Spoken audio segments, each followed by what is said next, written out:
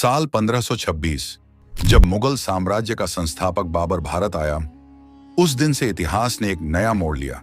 लेकिन आज भी एक सवाल हर भारतीय के दिल में गूंजता है, आखिर बाबर भारत क्यों आया था?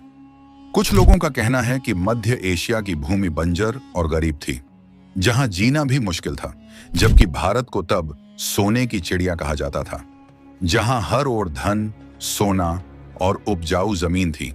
बाबर को यहां से धन और शक्ति चाहिए थी ताकि वह अपने साम्राज्य को मजबूत कर सके। दूसरी ओर कुछ लोगों का मानना है कि बाबर का उद्देश्य सिर्फ धन नहीं, बल्कि मुसलमान शासन का विस्तार था। वो भारत की जमीन पर अपने धर्म और सत्ता की छाप छोड़ना चाहता था। और फिर एक तीसरी कहानी भी कही जाती है कि भारत के ही कुछ राजाओं ने बाबर को आमंत्रित किया था ताकि वो भारत आकर इब्राहिम लोदी को हराकर हमारी मदद करें। लेकिन कहानी कुछ और ही थी।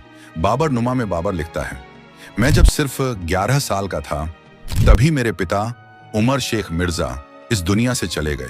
उनके जाने के बाद फरगना की छोटी सी रियासत मेरे हिस्से आई। एक बच्चा, लेकिन सिर पर ताज। फिर क्या था? हर तरफ साजिशें, बगावतें और धोखे ही धोखे। मेरे अपने ही रिश्तेदार जो कभी मेरे साथ मुस्कुराते थे, वही अब मेरी गद्दी छीनने की कोशिश करने लगे। लेकिन इन सब के बीच एक चीज कभी नहीं टूटी, मेरी हिम्मत। मैं बच्चा था, अनुभव कम था, पर दिल में हौसला आसमान छू रहा था।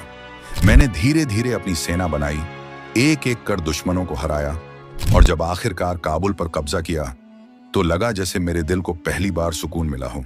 पर मन अभी भी बेचैन था। मुझे एक ऐसा साम्राज्य चाहिए था जो स्थायी हो, मजबूत हो और मेरे नाम से दुनिया जाने।